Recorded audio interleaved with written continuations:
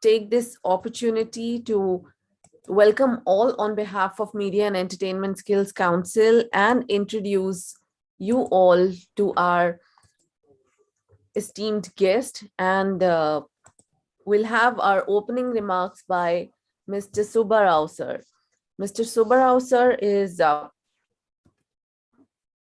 former senior economic advisor with Ministry of Education, earlier known as MHRD.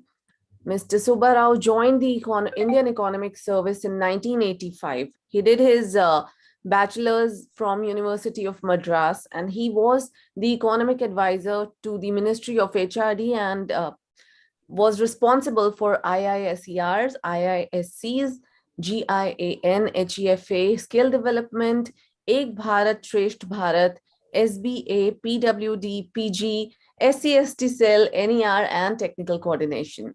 In the past, he has held notable positions of economic advisor to Ministry of Labor and Employment, advisor to director to Ministry of Petroleum and Natural Gas, director to Ministry of Rural Development. So it's a pleasure having Subbarao sir here on this platform, along with all these esteemed chancellors, vice chancellors, and deans of the universities. So Subbarao sir, I'll welcome you for your opening remarks, please.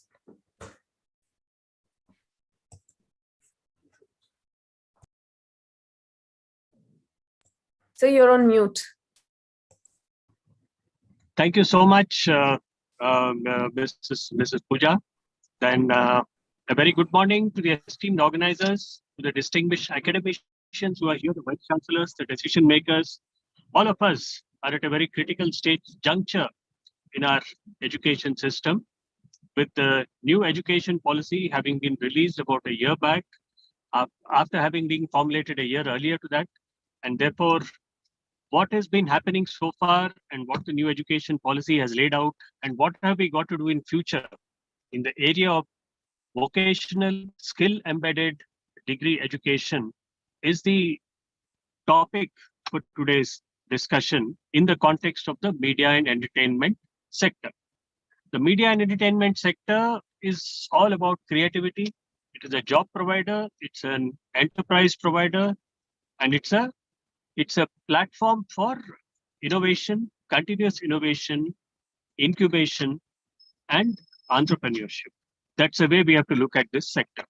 Now, in our college system, about 55 lakh students are being introduced as pass outs from the general degree system.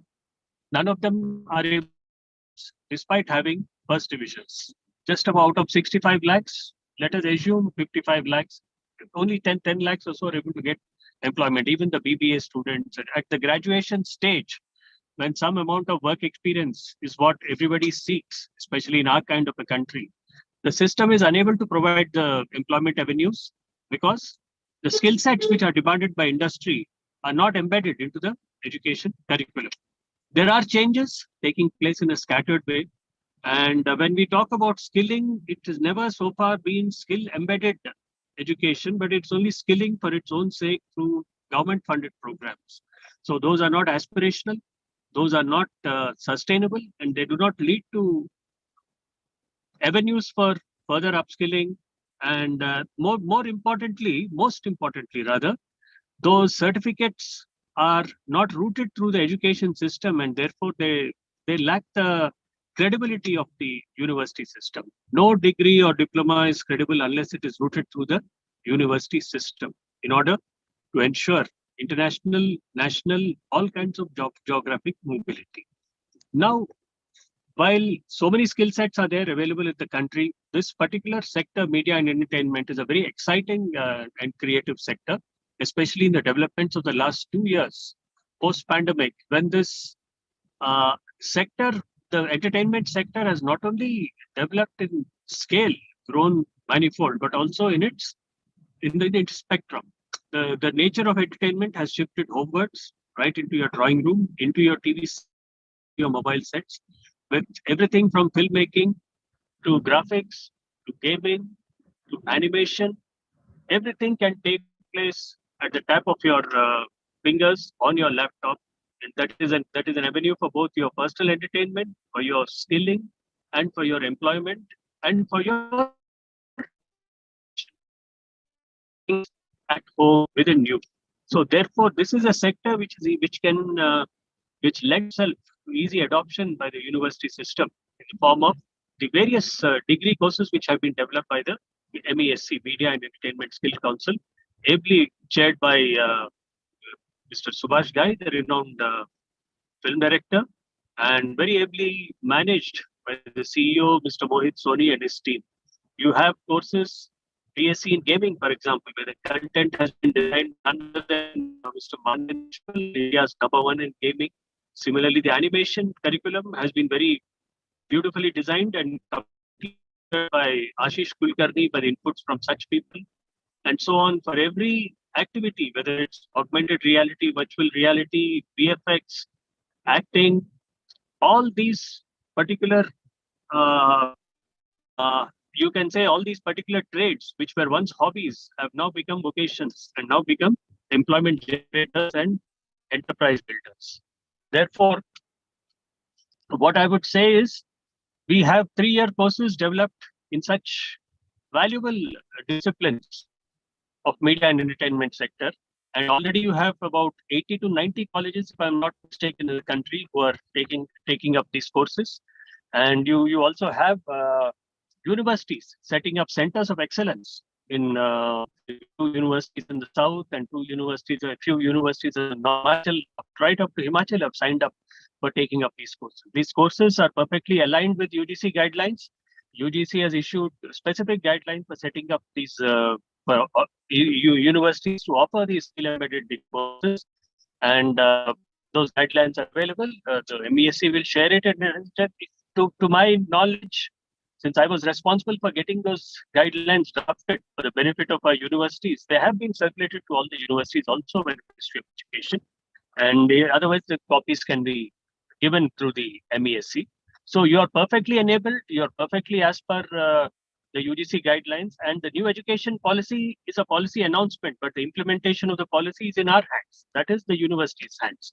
You just start, there is no further signal that you will receive from the ministry or in respect to the implementation of the policy. The implementation plan has also been given out.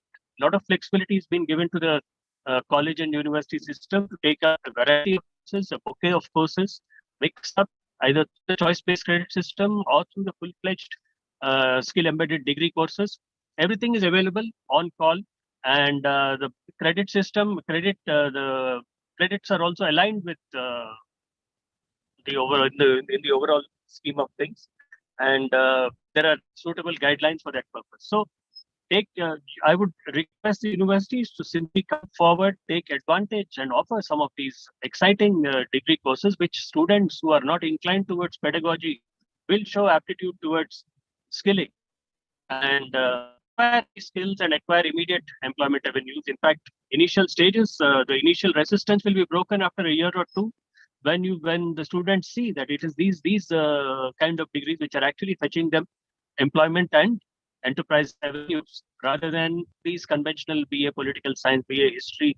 Those degrees have their place, and only students who are genuinely interested in history or political science will pursue it and go through the institutions of excellence in that regard. So nobody needs to take up a particular degree only because he's not getting admission anywhere else. That is the thing. So we have a responsibility. We have a responsibility on our part to provide employment to students, and we will do so through offering courses which are structured towards this employment and enterprise. So this basket of courses which the media and entertainment sector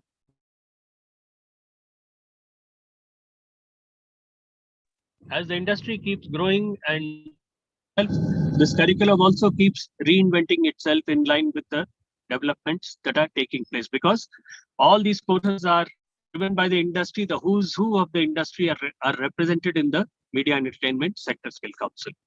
With these words, I'm sure there'll be a lot more. I will stop because there'll be a lot more discussions to take place, and Mr. Mohit Soni and his team will tell you what are these further courses that are available more specifically, and the issues that are likely to arise in their implementation.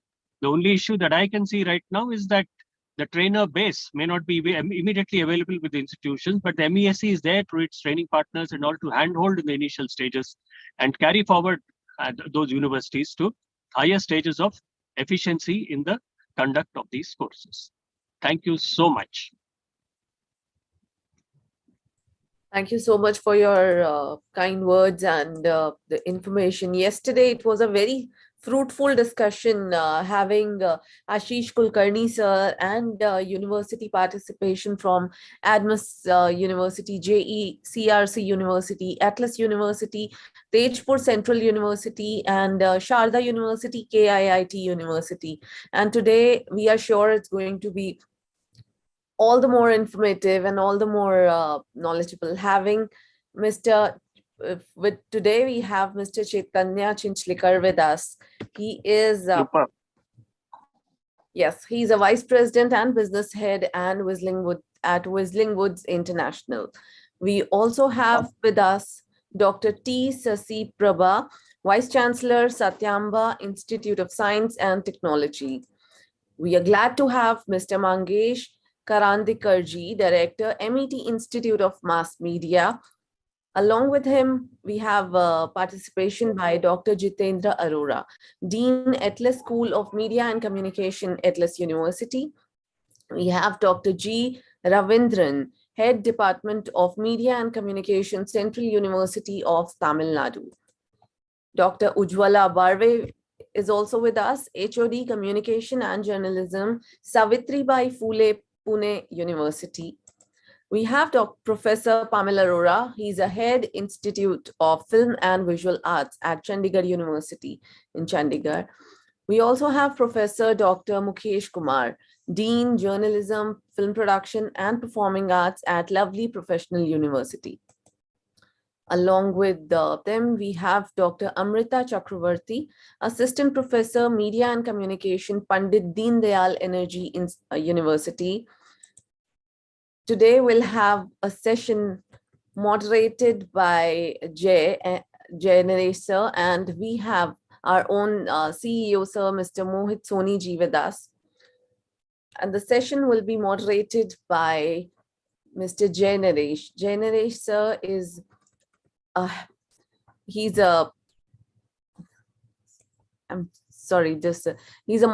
be the moderator and AR/VR program manager at HP. So I welcome you all on behalf of our organization, Media and Entertainment Skills Council.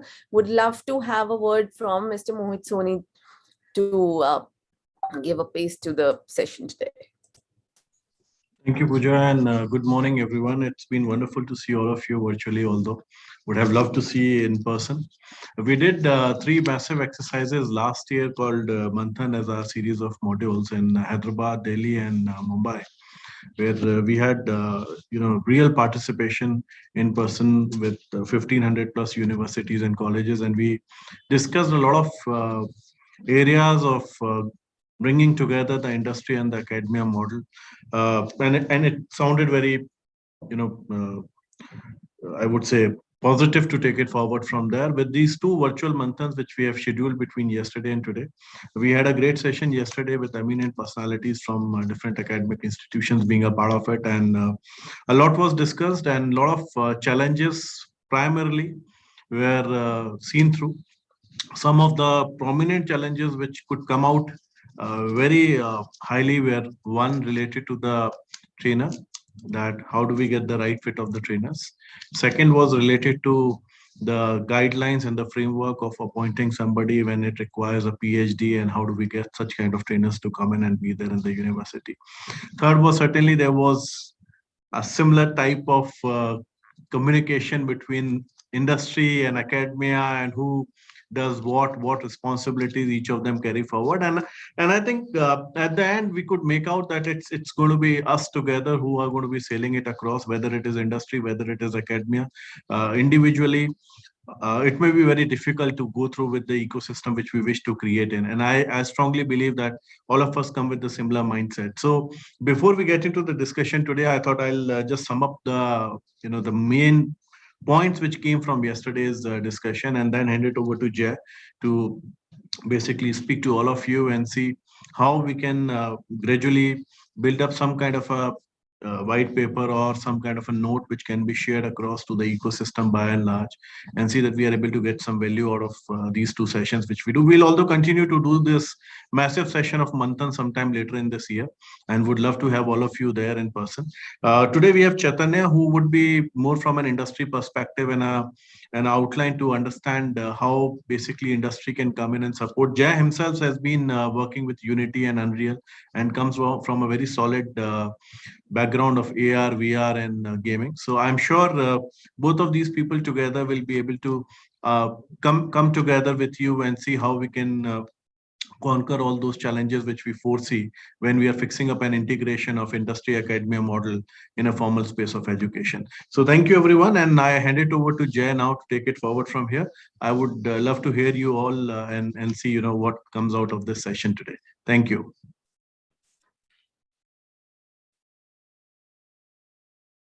So Jay, over to you. Hi Mohit, thank you. I think it's a great honor to be part of this panel, moderating these esteemed guests. I see a lot of very good personalities who have shared, and we have walked together, understood the mission. And I also want to congratulate MESC for bringing this initiative up. We have seen humongous approaches happening in media and entertainment field. In fact, we've been talking to multiple people, and we have understood that the impact is no more just within the media, because now the media is being a very core piece of what is happening. It is also cutting across multiple opportunities.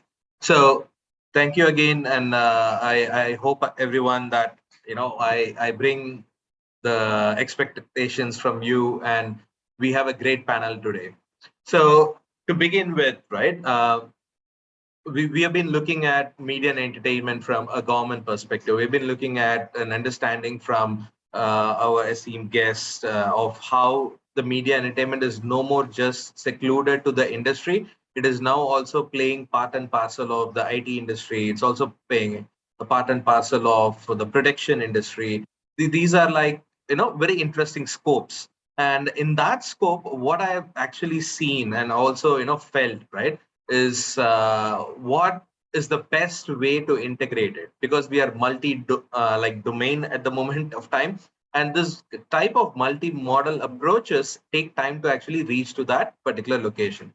So my first question of the day, right, and is going to be around what should be the approach getting this kind of a very multi-model industry, right, integrated into a regular education practice, right? Because formal education is sometimes people always are being overshadowed by what happens in description. So I would like to throw this question out to begin with to first Mr. Chaitanya Nikar, because I know that Whistling would have tackled some of these challenges. So if you can throw some insights to it, and then we will actually give chance to others to take it forward and see what would be the other view. Chaitanya, are you available? Yeah. Hi, can you hear me? Yes, Chaitanya, loud and clear. Okay. Okay. Thanks, Jay. Thanks, Mohit. I mean, what Jay has mentioned and what Mohit mentioned as some of the issues are issues that have always been, and they've been existing for many years. They existed 17 years ago when Whistling Wood started as well. And there is a particular way that we tackled it. I don't want to go too much detail into it, but the larger problem has come about from the fact that media and entertainment education has never been codified, right? So you have education that the HRD, the UGC, and the AICTE kind of administer, and there is education that is administered by respective ministries. So law sits under the law ministry, chartered accountancy sits under the finance ministry, medical education sits under the health ministry. It has little or no connection with Ministry of Education, and there is a reason why, because education in all these areas is considered very specialized and not generic, right?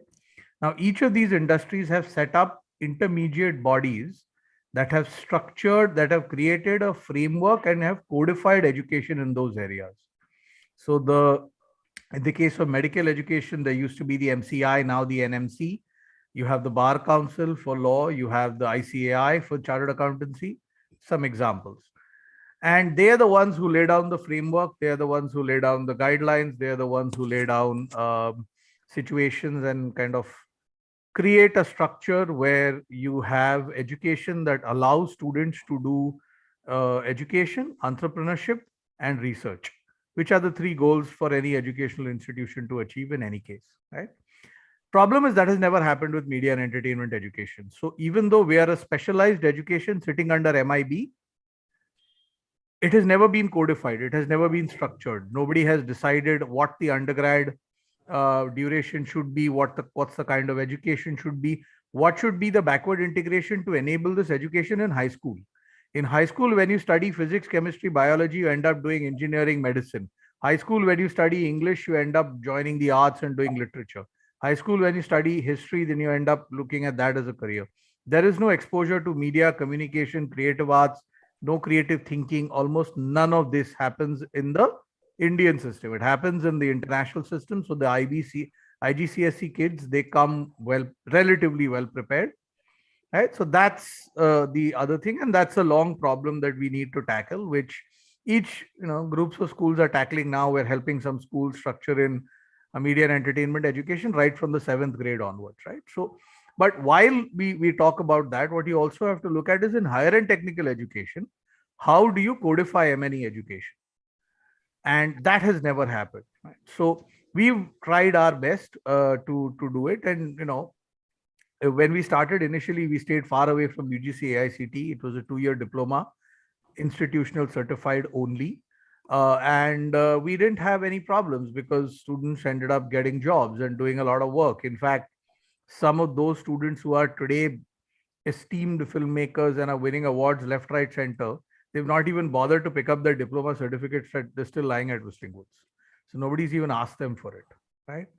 Because industry doesn't care whether you have a degree in editing, they care whether you can cut a promo, right? So the piece of paper needs to represent education and competence more than a degree. And yes, while I understand that the piece of paper does matter for global mobility, for post-graduation, for career change, etc., etc., etc., right? So I just want to kind of put that in perspective. So while it's important, its importance needs to be different. And then you look at the entire body academic of M&E and figure out how do I break it up, right? So in medicine, you have multiple verticals of medicine. You have, starting right from the toe to the brain. There are separate verticals. In M&E, we've never really created that. There is this lump sum, everything you lump it all together and call it mass communication and offer that as an undergrad program, right? And I've never understood that. So the idea is now we need to start looking at it and you need to break it up into the origin of the art and the application. We're an applied arts industry. We're not a pure arts industry. So you look at, so the 4 key arts, if you look at it, is narrative arts, communication arts, creative arts, and performing arts. And while each of these silos, each of these arts does have input of the other arts into it, there is a primacy. So if you look at narrative arts, that's what we would broadly call filmmaking.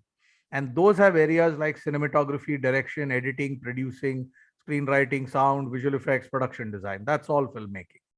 Then you've got communication arts, which has advertising, journalism, events, PR, corporate communication, sports management, etc., etc., etc. Then you have creative arts, which is animation, gaming, comics, fashion, design. And performing arts will be acting, music, dance, so on and so forth. So once we've kind of got these broad ones, then you can decide which of these need a 3-year undergrad, which of these need a 4-year undergrad, which of these need, how much of what needs to go into each of them. So this entire thing needs to be put together in a framework which can be specially designed and specified for the M&E industry only. and where we then don't have to follow things like nahi wo HOD hai to PhD hona hi chahiye. I mean, the FTI has been graduating people for a long time, and they are 3-year diplomas. So when we started our program, our head of department for acting was Mr. Nasiruddin Shah. And I mean, I don't understand what logic that Nasir Bhai would not be a good teacher or a great teacher just because he doesn't have a PhD or a postgraduate degree. I mean, that's bizarre, right? So there has to be some kind of performance equivalent for the so-called degree certification to be a teacher, right? And these all can be defined in a structure. Once that's defined in a structure and then that's rolled out, then you don't need to fit our specialized education into the straitjacket of the UGC and the AICT, because they are straitjackets. They are, I mean, at times we were told that we need to have a final exam for cinematography. I don't know how you can have a final exam for cinematography, right? Yes, I can test some visual theories and some color, history of, I can test some color theories and some composition bit, but how can you have a visual a final exam for shot taking, right? So I mean, that's just one example, there's thousands of them. So the creation of this structure is something that we really need to look at. And according to me, almost none of the great explosion that is needed in media and entertainment in India will happen unless there is some kind of understanding that this is specialized education and you can't squeeze it into the straitjacket of UGC and AICT. The new education policy is actually a huge boon because it gives significant amount of leeway to institutions to do their own thing, right? And it's important that the ministry supports us in this. It's important that the ministry comes in, whether it's the education or the skills ministry or the media and entertainment ministry, whichever of these comes in and says that this is specialized education. So that's the approach that we've taken. That's the approach that we've always taken. And what we realized is once we were outside the system and yet continued to have tremendous success, then progressive universities started approaching us and saying, you know what, we'd like to work with you. We are okay with a flexible assessment criteria. And it's okay if you don't have a final exam for each of your subjects. But we believe what you're doing is real education. And, so that's how we had our first partnership with TIS. And TIS is as old school a university as any. It's India's second oldest university or something like that. So now currently we're working with India's first institute of national importance, which has even more flexibility, allows us to do masters, even allows us to do PhDs in the future. So what I'm saying is, yes, we need to follow and be part of the structured, the standard education system, but it's not necessary that we have to be part of the existing education system. You can create a hybrid for yourself, like medicine has done, like law has done, like chartered accountancy has done, like other specialized education has done in specialized ministries. And that is what we should aim for, in my opinion, right? Now, yes, it's not going to happen overnight. It'll take a year, maybe two. But long term, that's how it's going to be. And that's honestly how we will also expand, because without a framework, we have to all remember what Mr. Pai did for us with Manipal, for the entire industry, that essentially broke the government monopoly in medical education and created a framework that both private and government medical colleges could follow. In our case, there is no framework. So the only framework that exists sits in the 7 or 8 government founded, run institutions like FTI, SRFTI, NID, etc., which are all acts of parliament. And there isn't a framework for a private player to follow, which is why private players need to squeeze their education into the UGC straitjacket, right?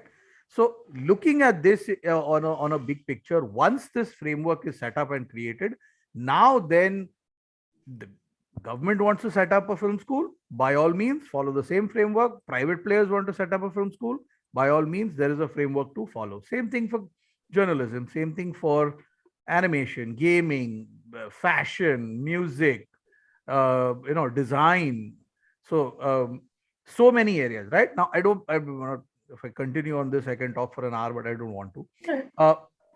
So the point is that we need to come together with this structure, and it's not a short-term thing. It's not going to happen this year, right? It's going to take a bit of time, but you need to dig in, because that's the only way that long-term this problem gets solved. Otherwise, we'll continue to then, UGC inspector will come and say, "Acha, but ye tum, direction padha rahe ho, uska PhD teacher kidhar hai?"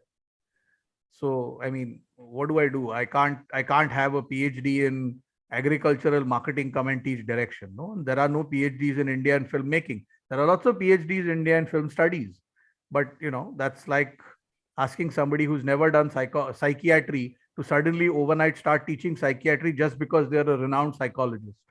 The concept of pure art and applied art still is unclear to a lot of our education system. So anyway, sorry. So that's essentially what my thing is. We need to work together and create the structure. We've already done 80, 90%, 70, 80% of the work over the last many, many years. More than happy to help any kind of team that gets put together by the MESC or by the MIB or by the Ministry of Education to create this structure. More than happy to do that.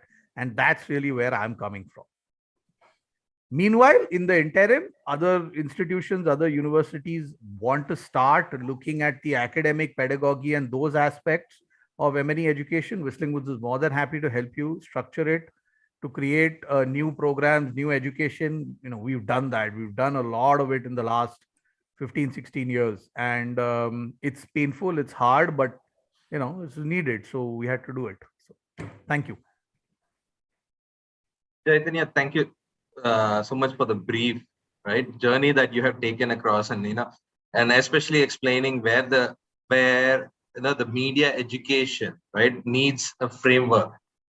Right now, I think there are a few more things that I would like to point across. One is your analogy where you said we are like medical education, right? We have specializations in medical education, but at the same time, it is all gathered under a single framework for people to take up and scale it.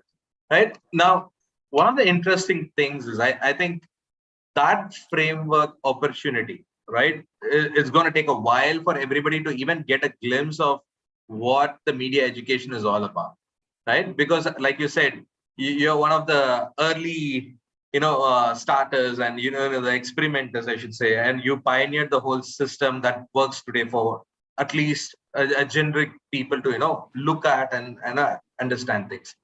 But one thing I would also like to understand is from a formal education system, because you took a route in which you destroyed everything, right, and kept an ideation towards saying, okay, we will do what works at the end for the industry, and then you created a system that works, right? How long do you think it transitions, or how long do you think that you took to create a system that is possible today? Not even years. Possible, plausible. 4 years. 4 years. All right. But so that is something that was 4 years, 17 years ago. Moore's law should allow you to do it in 2 years today. 2 years now. Right? If you go by simple Moore's law, you should be able to do it in 2 years today. Right? So, yeah. And honestly, and again, it's not a knock on any of the Sarkari systems, but only after we were rated as one of the 10 best film schools in the world, a bunch of people in India woke up saying, "Ye kaun log hai? Kya hua?" Right? So I'm not saying that they wouldn't have done it otherwise, but it's just I mean, you have to kind of apply it, and you have to do it and show and prove it, right? So our first big alumni success, our first big international success, our first photograph that we had of a Whistling Woods alumni kid working in Veta Digital holding an Oscar. All these things carried weight to convince the academic world that this is real education. Otherwise, the thing is there is a bunch of people running around with cameras and lights doing something. Chris, right? So recognition, right? So ultimately it led. Yeah, and now it is, thankfully, now it has reached a stage, and a lot of this happened when Ms. Irani took over as MIB, because she then started to instill a lot of this structure into the Ministry of Education as well, right? So that really helped us, because she had done both. She had done education as well as this, right? And that kind of greased the skids a lot to reach this stage. Otherwise, I never thought we would even reach this that we would even have this conversation, that somebody who's a filmy guy can sit and say that, boss, humko education pata hai. Right? So that's really the thing. So change is coming in. It's coming slowly, and it's very much possible to do it, right? So abhi wo loha garam hai, thoda marna hai, because the NEP is one of the most, I think, the last 30 years, the most progressive thing that's happened to Indian education. Anyway, so I think having that gyan, let's move forward, right? We have very good Dr. T. Sasi Prabha with us, and she's from Satyabama University, and I've been closely associated with Satyabama University. They have a very interesting scope there, where we saw their exploration into multiple formats, right? They are exploring into gaming, they're exploring it into new technologies, they're exploring media in technology. So, ma'am, would you be kind enough to comment on? I think you've heard from Mr. Chaitanya their journey and how it progressed. What would be, from your experience, right, a great way to integrate M&E as part of the existing formal education system?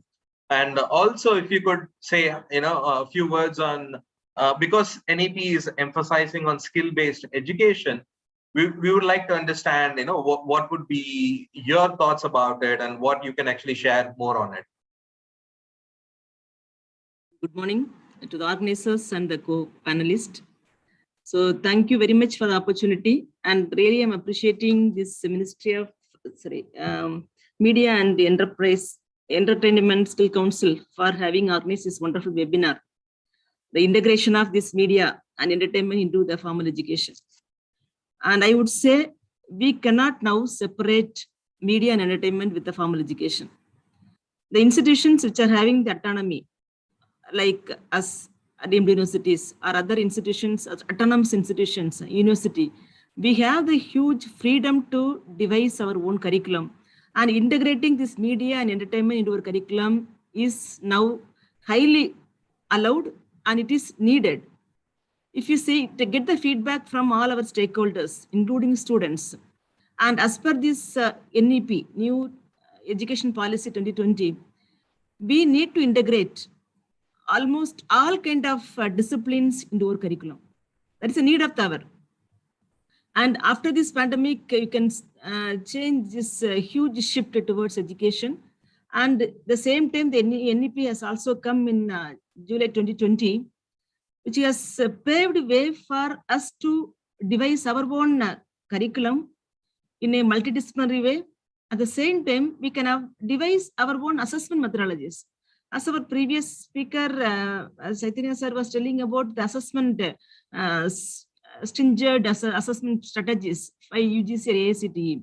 That is highly flexible, sir. I would say that we can devise our own assessment system for the certain subjects. Based on the requirement of the subject, we can either devise project-based assessment or a written-based assessment or aptitude. So assessment system is not a matter. Any kind of assessment is possible. So universities are allowing, but before, since we wanted to have a formal education on this media and entertainment, we need to have a proper academic council or the board of studies in the department or the institution, and that needs to conceive correctly or define the curriculum correctly, and in between they can update the curriculum. And there are a lot of avenues to integrate media and entertainment into our existing programs also, including engineering, including medicine, law, whatever may be the program. It's a huge scope of integrating this media and entertainment into our existing curriculum. We are ready to take certain credits towards this media and entertainment, because the interest of the students is also more, because the media technologies, the curiosity to learn the media technologies by the stakeholders, including students and parents, including students and teachers, is enormous. And after this pandemic, almost all institutions have started conducting a lot of FDPs, faculty development programs, and student development programs, student induction programs on these integrating media into the education. Because we are in need of going into the blended way of learning. So when we go for blended, we need the culmination of all these technologies, media technologies into the system. That's why there's the scope for this media and entertainment is very, very required and needed. And I would say why we are more into this type of technologies, that the curiosity of the students are more interested to learn this type of subjects. And so if you are opting this, if I say we have got a BSc visual communication in our institution and MSc visual communication, and certain subjects we are making as open electives like photography or film editing or audio engineering. So those subjects, if you make it as open elective, there are a huge number of takers, including the students from engineering and dental sciences, law, pharmacy, any discipline, irrespective of discipline, the takers for these programs are more. The challenges towards institutions is that we don't have sufficient infrastructure and faculty to handle this many number of aspirants. And we need this technical support from the industries, already the existing media and entertainment industries. You need to come forward in working with the institutions, in empowering our faculty and empowering our curriculum towards integrating this. And as you told, the UGC and AICT's strictness towards integrating this curriculum, no way. Now the NEP has given a easy way for the institutions to integrate. And we can even start the programs on BSc Media and Entertainment, BSc Media Studies, or Media and Communication, or even BTech program also we can study and media technologies. And because almost every, as you are telling about AR/VR, now the AR/VR is integrating into every curriculum, right from medicine to engineering or to arts and science student, the AR/VR technology is required. So we are I'm very happy to mention that in Satyabama, we are going to establish a huge setup towards a Metaverse studio. We are establishing a Metaverse studio, which has got a lot of systems integrated with the AR/VR technologies. So we are going to develop, encourage more students into this type of programs or courses, so that you will also get a more technology-oriented students to our industries also. And at this juncture, I am also once again thanking this entire program by MESC, and like our institutions, autonomous institutions, if you if you collaborate, you can able to get, or you can involve, or you can able to get more skilled manpower. At the same time, you can also involve your faculty or your staff to our system, so that we can able to get a good knowledge exchange happening between the institutions or the industries. And I am thanking the organizers for giving this wonderful opportunity. And above all, the creativity matters, because unlike other programs, if you are telling about media and entertainment, the creativity, because the students who are in different programs have got a good creativity, but if they integrate this media technologies also into the curriculum, surely you can able to get good creators or good YouTubers or good meme makers for the society and to the country, as well as to the globe. Thank you for the opportunity. Jay? Yeah, Chaitanya. Yeah, so I need to drop off in about 2 minutes, but before that, let me just quickly add to what Dr. Sasiprabha was saying, because what she spoke is exactly the problem that traditional autonomous universities face, right, in order to do this. We were lucky in that case because we didn't have a problem, because the person who was setting ours up was backward engineering from the industry into education. Correct. So we didn't have that problem, but I understand where she's coming from, right? And a lot of this is also, it also impacts the planning of the structure of the school.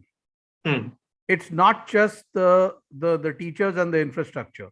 It's also the structure of the education, right? Which is where, just like medicine, right? So if I'm I'm just an educator, I wouldn't know how to set up a medical school until I had a framework to set up a medical school.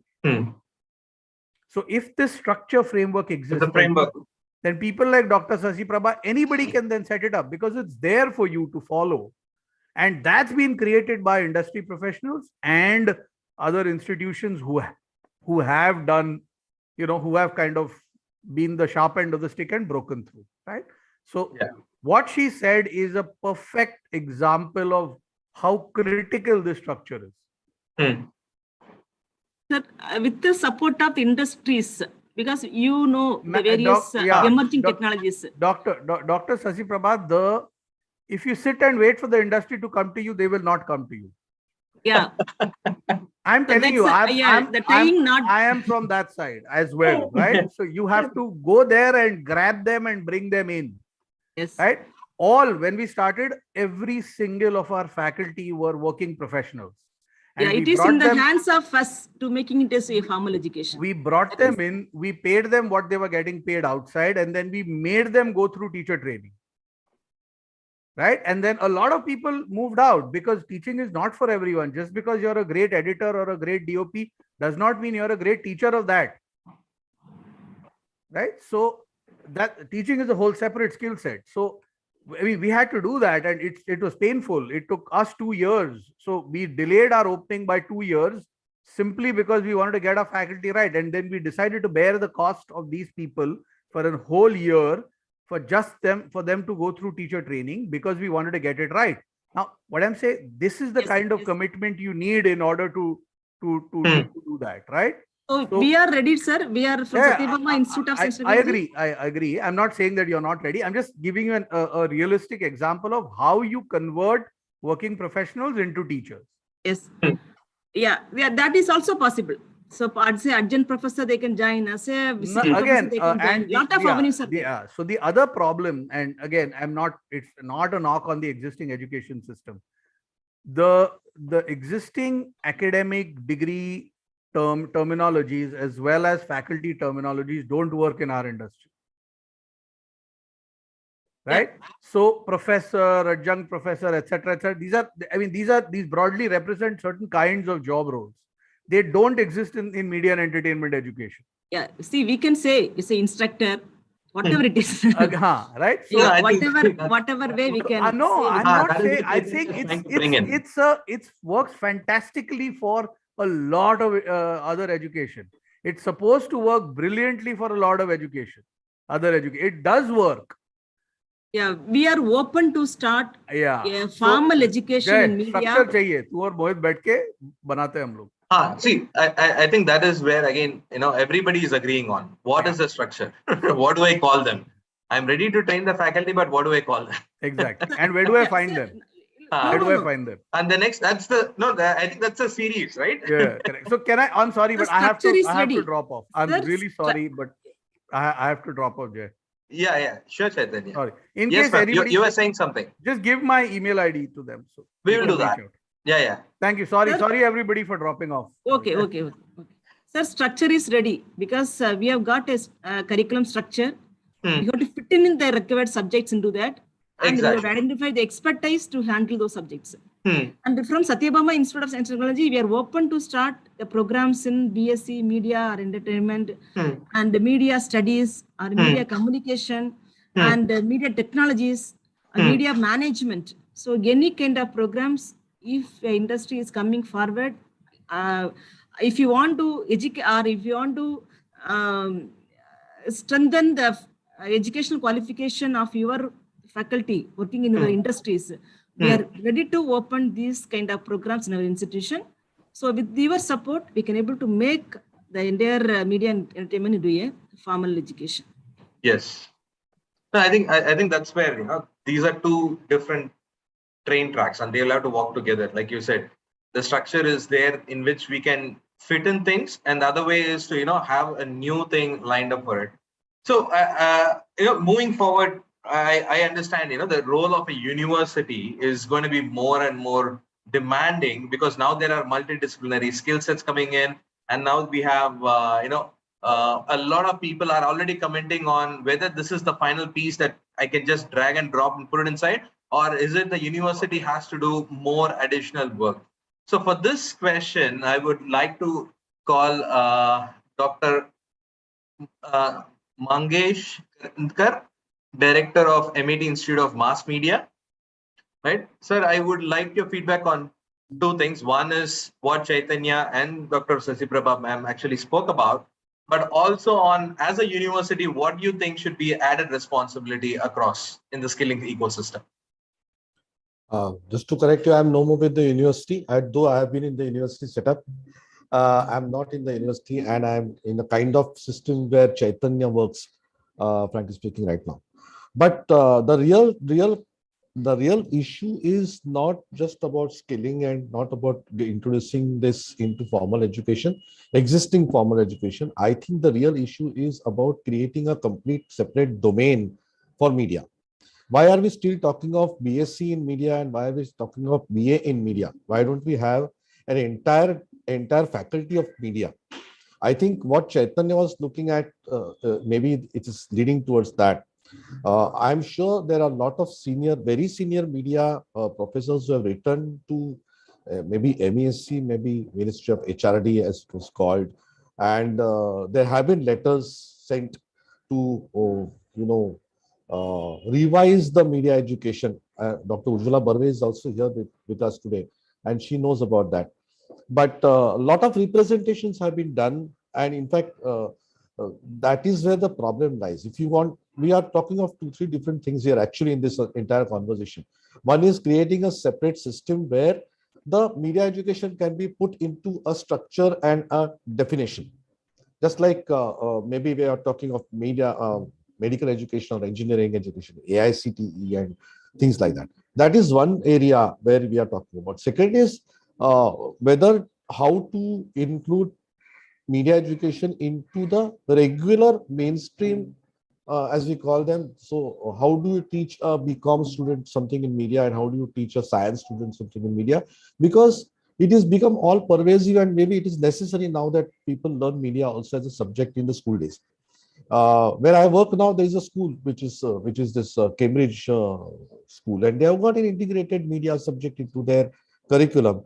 And I can tell you one thing, that curriculum is so exhaustive and so well made that it beats some of the curriculum in universities. I can guarantee you that much. Yeah, I've seen the curriculum. I've seen my colleague teaching in that A and AS level, as they call them. I'm not very acquainted with them, but their curriculum is superb. Their curriculum is superb, and I wish we had the guts to have that kind of curriculum into our regular graduation and post-graduation curriculums. What we have here in universities across, I don't know about the other countries, but other regions, but we have a problem of domain dominance. In a lot of universities where media curricula was started, they were started by pulling in people from psychology, from sociology, from literature, from whatever, from films, and made a kind of collection of people from different domains and asked them to make a curriculum. Now, I've seen curriculums, older ones. Now, there is a change, of course. There are people who are working on them, no doubt about that. During the last 10, 15 years, I've seen curriculums developing much ahead of what it was 10 years back. But still, we still have this domain dominance problem. I don't want to let go of my subjects. So I want to teach physiology. I want to teach psychology, which is pure psychology. I want to teach sociology, which is pure sociology. I would teach media sociology. I would teach media psychology, which is also happening in some cases. But yet we have a lot of, I know I might sound a little filmy, but I tell people, why don't you teach Chetan Bhagat? You love him or hate him, but his contemporary is selling. Why do you still want to teach so much of Shakespeare? Do teach Shakespeare, fine, literature, but you have to include contemporary. So the entire issue doesn't lie just with whether formal education should be introduced in schools and colleges and for other subjects. I think that will come through with the new NEP being implemented aste, because people will have choice. If they have real choice, not a choice which is enforced. So if I've got a basket of 15 subjects, an institute may say, look, I don't have the logistics to conduct all the 15 subjects. I will give you a choice of 5. You have to select between those 5. This is what is happening. We don't have enough teachers. We don't have enough faculty to teach 15 different subjects in a particular institution.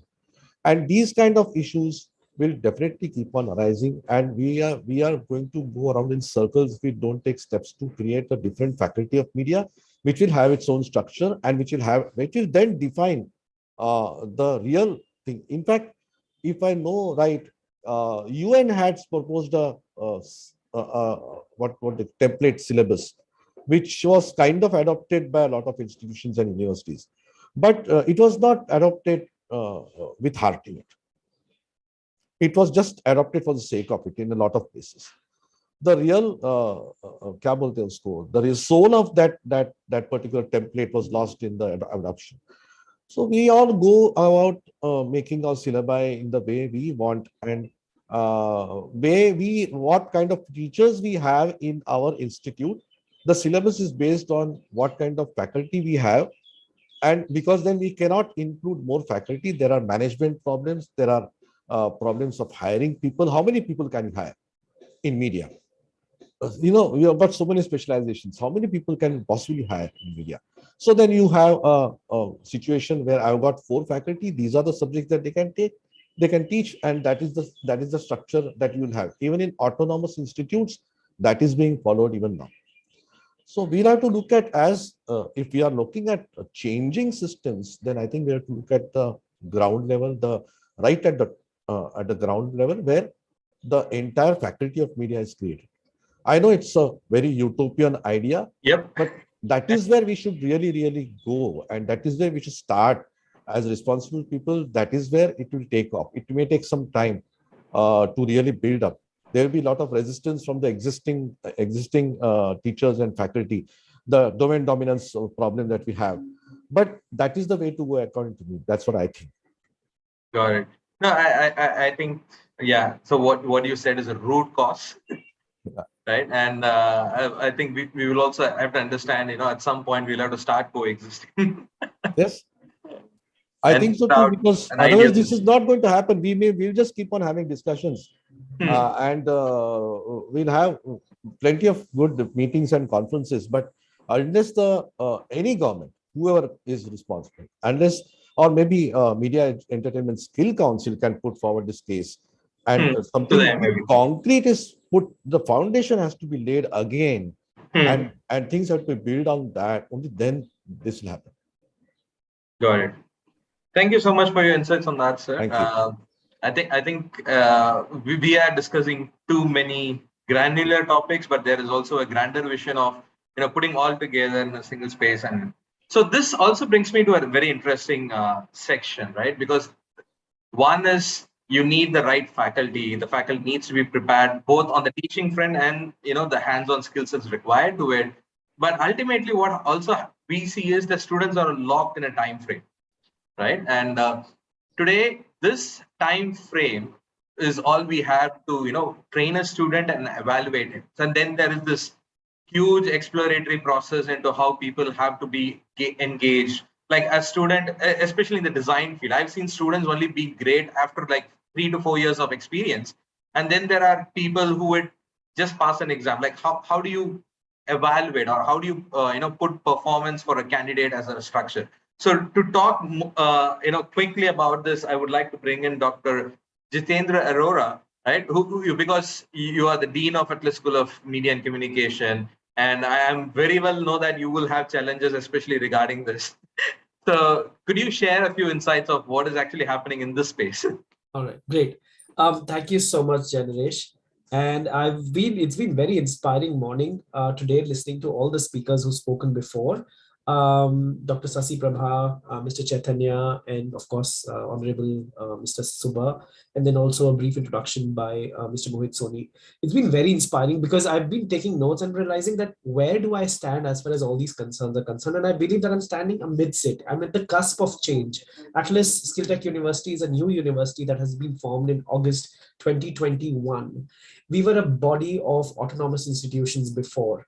And we had schools offering design, film, management, and media education, but autonomously. Of course, we were trying to align ourselves as much as possible with the formal structures that existed, but there was a certain leeway that autonomous institutions can have. We were providing certificate of completion of courses. The moment we become a university, comes the challenge of having these square pegs fitted into round holes, right? Exactly what Mr. Chaitanya was talking about. And then Ms. Sasi Prabha very beautifully said that actually it's not so round as we think it is. It's not a great misfit of a hole and a peg. Actually, the holes can accommodate the peg. I mean, the UGC system, and the more I'm delving into the UGC system, I'm realizing it's actually quite a flexible system. And with NEP, and along it's like another framework, right? Exactly, it's a beautiful framework. Believe me, I mean, we all were intimidated by the fact that now suddenly we lose all our freedom and there'll be a framework, strict framework. But the more I'm getting into it, the more I'm reading about it, the more I'm kind of translating our curriculum into this UGC system. I'm realizing that for every strictness, there is also an opening. For every door that is closed, there's also another door open. There's another way of going about it. So, for example, with the NEP comes the draft NHEQF, the National Higher Education Qualification Framework, which is trying to kind of ensure some sort of a synchronization of education for all BSc, BA, BWOCs, and so on and so forth. But at the same time, under that, in the substructure, it's giving you the leeway to actually have your media education given the way you want. Yes, you'll have a credit, you'll be kind of bound by the framework of the credit. True, but it's giving you that leeway. Within that, in the evaluation system, since you asked me about the evaluation system, there is the guideline is that you have to have internal and external. That's the only guideline, and there's a certain percentage that is allocated. Now, how do you do your internal sort of assessment? You can completely make it formative or summative, and in our school, we've realized that the internal assessments need to be formative, because in media education, when you talk about skill education, we need to build a student's skills step by step, and in order to build those skills step by step, you need to have a constructive guidance feedback given to them, rather than very strict summative evaluation that this is good and this is bad. We are always kind of swaying in the midst of the good and bad, of the 0 and the 10. We are somewhere in between. We say that, look, this is great idea, but the execution can be better, or that's a great execution, but the idea needs work and things. And in between, there's a whole spectrum of feedback that's given to the students. And so we take the whole semester to give them formative feedback and ensure that they are able to set their goals, they're able to understand themselves, their own skills, and are able to sort of assess complete a project within time. Once in the semester they have that level of education, the level of skills that we feel can be communicated to the industry, there's always the scope of external assessment. By the end of the semester, students are also very confident learning that skill. They come back, and then the industry comes back and reviews their work, and that's where the summative assessment comes in. So I think the way we are facing this challenge is by ensuring, by of course following the framework, but also finding spaces where the framework allows you, and then using that allowance to actually create minor frameworks within those frameworks, and being very transparent about it, of course. So everything's on the website, everything's kind of noted down, and students are everything's shared with the student through a handbook and so on. So I guess it's not that difficult. I mean, I've been associated with autonomous education. This is the first time that, I'm seeing the translation of autonomous model into the university model.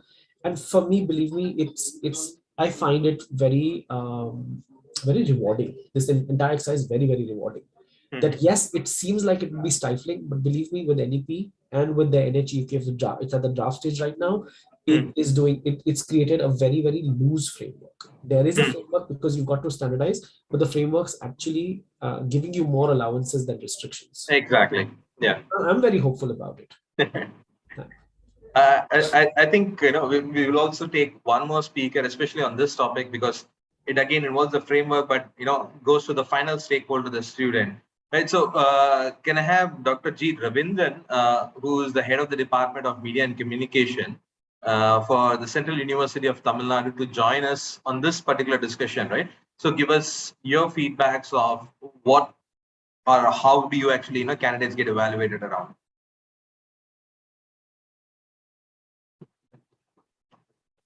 Dr. Ravindran?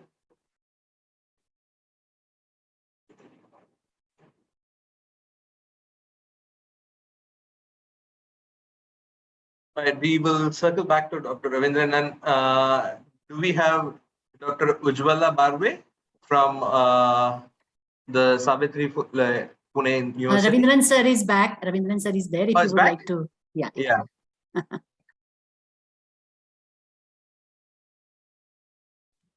Jay, can you repeat your question again? I think Ravindra San was not there that time. No, just correct. So we would like to understand, right, in media education, right, how do you propose evaluation of candidates, right, in alignment with the existing framework can happen? And any feedbacks to, what the student goes through when the evaluation happens? Well, some of the points which were kept by Dr. Jitendra was, to have a formative system and then a final summative assessment, which works beautifully for them, which was extended from the framework. So any learnings or anything that you can share from your friend, which are like great learnings in terms of evaluating of candidates?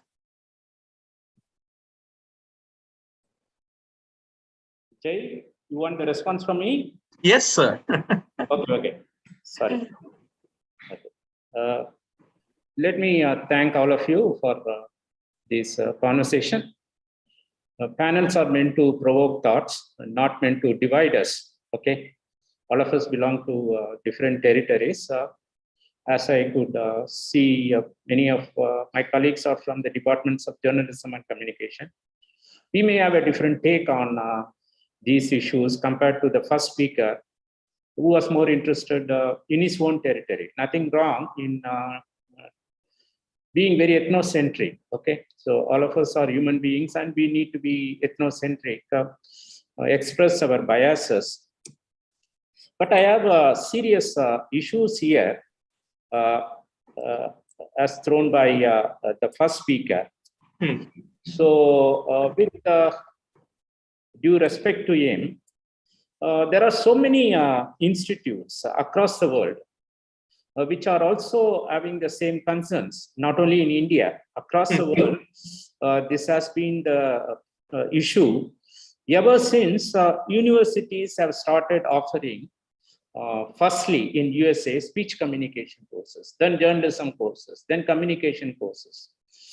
In India, we started with journalism courses. Okay, communication came much late. Okay, now after 90s, we started talking about terms such as multimedia, etc.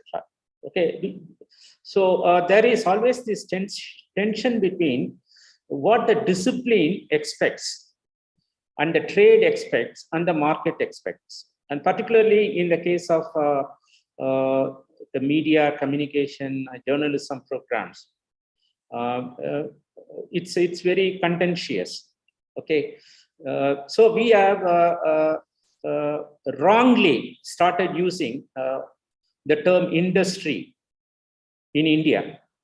So we have terms for the film sector, film industry. So the industry, the meaning of the industry has been subverted over several decades. So media industry.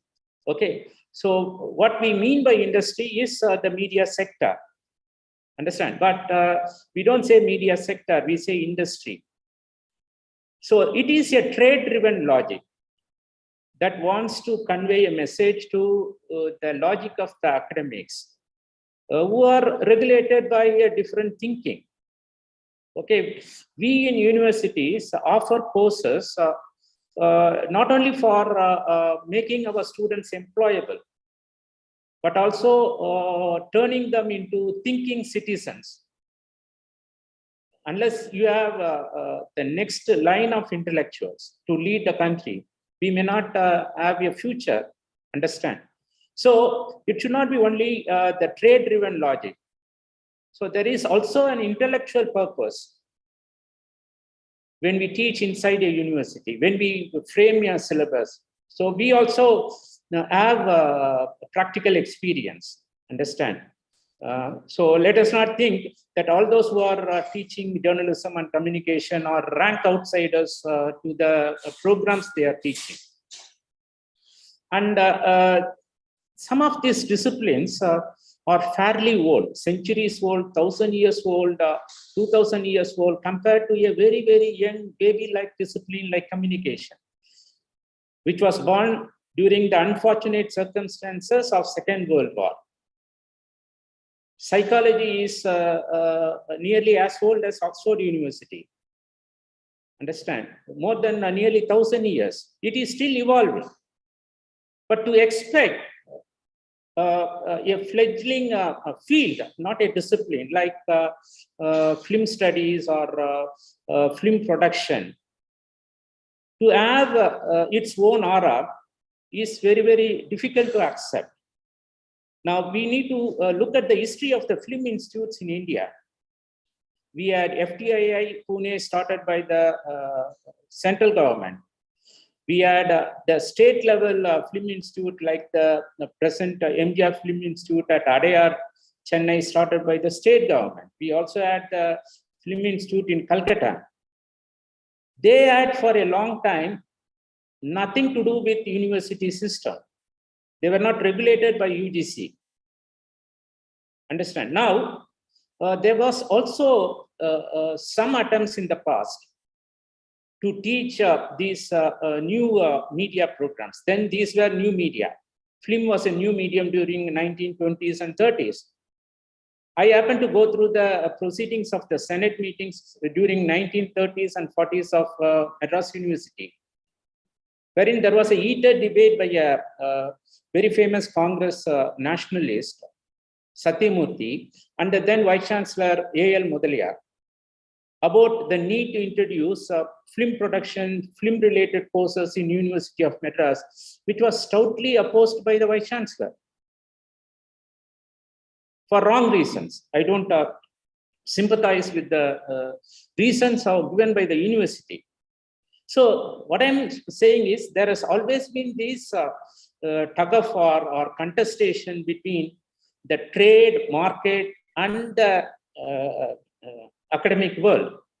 But we should, when we say we must be having a structure, we must be having a regulation, we should not have a straitjacket. We should not forget that we are contradicting ourselves, like the first speaker. Chaitanya wants a structure, but doesn't want a straitjacket structure. I don't understand what he means by it. UGC and AICT have a long tradition of giving us policy inputs and guidelines. They have not denied us autonomy. They have not said to persons like Chaitanya or anybody who wants to innovate or be creative that you can't do this. The reason we have a separate kind of institutions like autonomous institutions. There are autonomous colleges. All the universities are autonomous, whether private or public. So we can't say UGC doesn't give us autonomy. UGC gives us autonomy. But they have to give us guidelines, how to appoint the faculty. We can't say that the person knows everything and he has to be appointed as professor or assistant professor to teach. Because we must respect a private person's wish or his way of putting things, that the person knows everything, that he can deliver. That's fine. Nobody disputes that. All of us know something in our subject. All of us can deliver at par with the world. But we are accountable to the public. The moment you offer a course, whether it's a private institute, private university, or public university, moment you enter into a relationship with the public, the community, the students, take fees from them, we are accountable. Our egos should not play a part here. All of us are at the service of the public. And without students, without public, we cannot run these universities or departments. We are accountable to the society. So let us not forget that there is a history to these issues. And UGC is not responsible for causing these issues, or AICT is not responsible for these issues. These have been around for thousands of years and centuries. When did journalism arrive? Print journalism. Only around 17th century. When did films arrive? We know this. When did mobile phones arrive? But the logic has always been, whenever a new technology enters the market and defines a medium, there is a rush to teach something about the technology. There is a rush to make courses around the technology. So all these have been happening in a very unregulated manner. All these courses about animation, graphics, VFX, all those things. How long this will last? We should know. There was a mad rush during 80s for microbiology and medical microbiology courses. Now you look at the statistics, how many takers are there for these courses? And we have computer science programs across the world. But many of our universities are not interested in computer science programs. Why? So we should not burn our fingers by talking about certain issues and getting into territories where accountability is involved. If I know something, it is within my right to call a group of youngsters and teach them what I know, the skills. But moment I start a college or institute, then I must be made accountable. I am subject to the laws of the country. Understand? So as far as the subject education goes, I am subject to the laws of the country. Institutions, bodies like UGC and AICT. I can't say that I know everything and I would hire in my own way. And I am I am running a world-class institute. No, that should not be the logic. And we need to understand that these terms, media, journalism, communication, are still evolving. And people are observing the 100+ years of media education or communication education or journalism education in their own way, without understanding, looking at how it all started. Who started it? The trade did not start the first course in journalism in 1917 in Adayar, Chennai. The newspapers were not interested in starting. The first film courses were not started by the film industry in Bombay or Madras. It was started by the government. So we can't deny a certain regulatory role for the government institutions in this area. However, we should discuss all this. We can't bring all these disparate programs like film production, journalism, animation into an omnibus program in communication or mass communication. It's difficult. Many colleges in India are teaching visual arts. And many colleges in Tamil Nadu are into VISCOM, visual communication. If you look at the history of visual communication, it is fascinating as well as depressing. I've been observing this since 1980s.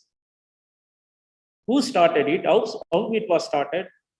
There is a political economy. There is something called political economy of education. There is something called political economy of communication programs. Political economy of how visual communication came into being. Outside India, visual communication doesn't involve only production courses. In India, it involves only production courses because Viscom in India has been driven by the trade logic, not by the cultural interfaces or the public interfaces or other interfaces. So let us not glorify certain fields. All these are skill oriented. Understand, journalism is as skill oriented as something to do with films or animation. Now, over a period of time, we have come to believe that a journalism and communication department should have a studio. So this is where certain wrongs have been committed even by our colleagues in universities. Why should a journalism department go in for a studio? This was meant to appease the student aspirants. Otherwise, students don't look at the department as a department. A department of journalism communication should have camera, this, everything. So there is no distinction now between a Viscom department, a journalism department, or a film production related department. And some of the courses have gone through the windows. For instance, advertising, which is as skill intensive as animation or graphics. Why we are not talking about the exclusion of advertising when we talk about skills? Why we are not talking about the exclusion of traditional media skills when we are talking about skills? That's my question. Skills should not be related only in terms of technologies. Skills should be related to our thinking skills as well. And many of our students can handle camera, but are fairly inadequate in thinking about what to include in the frame, what to include in the documentary, because they have not been taught about Indian society, Indian culture, other facets. As in the Viscom courses, where they are more oriented towards teaching camera-related skills or software-related skills, and nothing about visual cultures of India, visual literacies, etc. So there is a great vacuum in these courses, including the so-called film-related courses, which my colleague Chaitanya talked about. So let us distinguish between trade-driven skills from those skills which have to be imparted by mainstream academic programs, which should also cater to the demands of the trade, but with certain reservation. Thank you for this opportunity. If there are questions, I will take it. Thank you, Dr. Ravindran. It was wonderful listening to you. And your word on primarily talking about media as a sector is, I strongly, something which I would really vouch for. Because overall, if you look into the holistic perspective, the sector comprises of anything and everything which can form a part from a stakeholder perspective. So I think you actually mentioned the exact word which ideally every of us should read through and use in all our communication, rather than bringing a difference between an academic institution and the industry. And I think that's very wonderfully mentioned. So thank you for that word, sir. The logic of sector unites us. Yes, yes, I Whether agree are with you, sir. I agree university with you. or in the industry, sector unites us. That's why I Yes, absolutely. I'm with you on this, sir. And from now on, I will ensure that whenever in my communication I use the word, I always use the word sector rather than anything called as industry or academia. So thank you for that. So I think moving forward with all beautiful insights which I have been listening, I could not resist myself from jumping in and bouncing back few questions Please from do, my side Mohinji.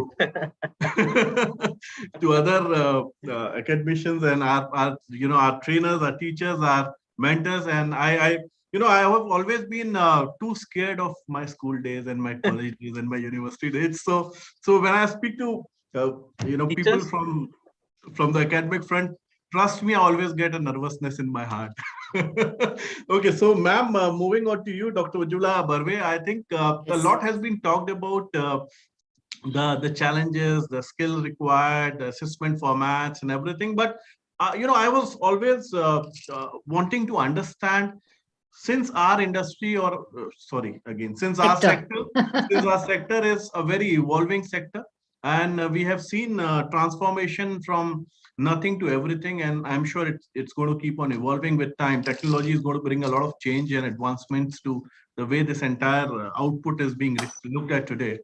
How do you see, and what format do you see that we can have something which can be as an engaging model? Because what we train today is usually a product for somewhere 3 years down the lane or 4 years down the lane. So how do you see that we can bridge this put together, rather than designing something for today, developing something for tomorrow, or it needs to be a very generic kind of a liberal arts kind of an approach which we can do with our curriculum or our content? I just want to seek your views on this, ma'am. Yeah. Thank you so much for this session. I won't spend too much time in the niceties, but I really appreciate everything that has been going on since yesterday, and greatly value my senior colleague, Dr. Ravindran's views on this. I also come from a primarily journalism background. Ours is a journalism department, and we have extended it a little bit to comprise non-news but non-fiction formats. So we are still not into infotainment. So we are primarily into journalism education and non-fiction information-oriented content creation.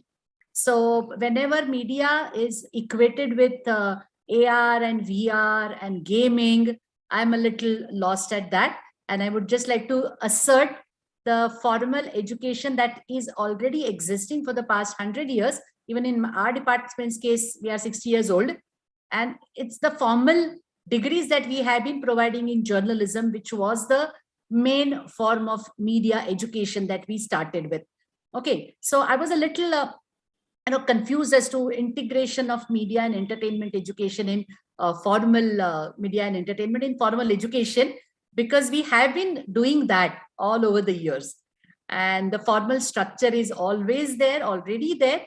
So I was, for a moment, I thought whether we mean to say that as a pedagogical tool. Somebody touched upon it yesterday, how we can integrate media and entertainment content, because I have been doing that to a great extent. Maybe we should have another session on that.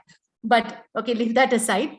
I would like to share my experiences on the formal education, especially in the light of the choice-based credit system, or what the National Education Policy has proposed, that students should be free to create their own course by integrating credits from different disciplines.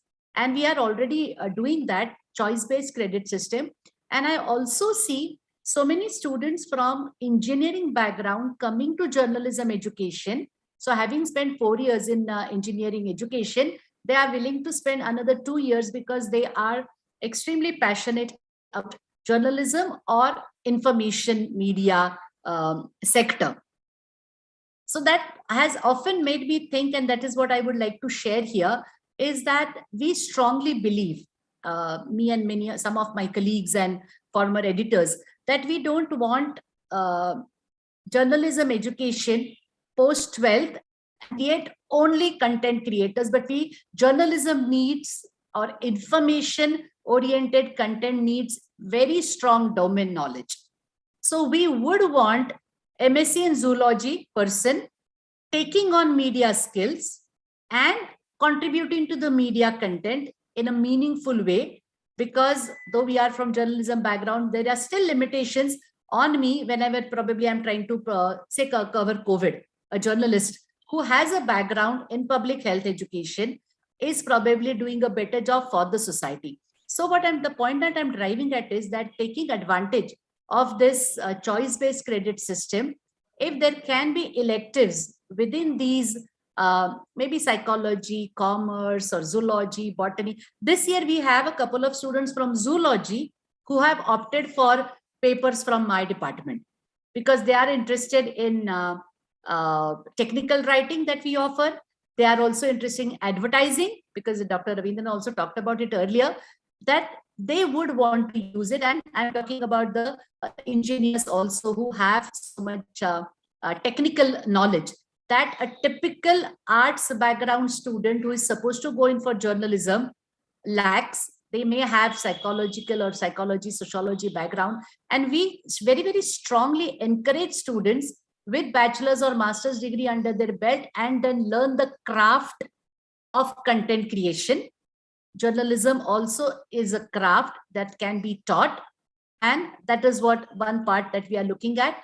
The other thing is that what Dr. Ravindran has said is we also need to train critiques of the media sector. And that also can the formal education, formal degree programs. So we have cultural studies, we have media studies, and that greatly adds to the value of the media content, because if nobody is monitoring, if nobody is talking about what kind of content is being given, how is it being generated, and what are the effects on the society, because it cannot be separated from the society. So those are the integral parts of formal media education when I'm talking about either news-oriented content that is disseminated through the mass media or information-oriented content that is disseminated through the mass media. Now I come from a state university, so that has another aspect, because when we want to make it technology intensive, then the institution becomes highly capital intensive also, in order to equip the students with the latest gadgetry that is there, so that they are not they are not confused when they go out and people ask them or maybe undermine them saying, oh, you don't even know that. And it doesn't become technology supreme, but content supreme. So many of us come from that position that content is more important. So how you approach the content, what is it that you want to say, and how you're going to say it, and what is the technology that is available to you to say it, and can you say the same thing in the absence of the high-tech technology, is where what we are looking at. Because if you want to make it affordable to everybody, the formal education has to be affordable to everybody, and nobody should be left out of it. Because fortunately, because of the mobile technology, the students can create their own content. What is required is giving them the viewpoint. And formal journalism education should primarily focus on providing the viewpoint and the objectives of being there. Why am I here? Is what the answer, the question that students are looking at. What am I supposed to be doing with the education that I am getting here? So providing them a goal, and it's not purely for entertainment. The entertainment sector has definitely gained more prominence. It is more revenue generating sector. We know the numbers there, that news channels maybe are not profit making, but others are. So the revenue may be there in entertainment sector, but I would definitely like to focus on what I have been doing here. And apart from that, in media literacy, it's in formal education itself, along with providing optional electives for, say, as I said, engineering students, or in other scientific fields also. For example, in sociology or social work, there can be a paper on media advocacy, because those are the students, those who are studying sociology are likely to take up social causes, and they are the ones who need to know how to advocate their causes. And that also becomes a part of formal media education. If we have a properly framed media advocacy paper, or development communication comes under the large umbrella of the communication the education that we are talking about. We are not restricted to mass communication, mass media, or entertainment only. The older universities, maybe the newer ones also, but I'm not too familiar with them, we are looking at communication at large. And that is why we are also looking at these efforts. It could be development communication, it could be media literacy also, which can be a part of formal education.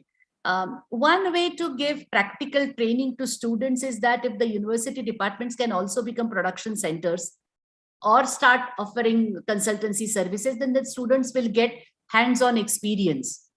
For that, the society at large needs to have a little faith, and of course we have to deliver, because our problem with internship is that there are so many media schools nowadays, and it's very difficult to find internship placements for all the students. We are just exploding. The media institutes are exploding. So naturally they go in for other considerations. Could be the institutional tie-up that they already have or whatever engagement, but not every student gets the kind of placement to get hands-on training.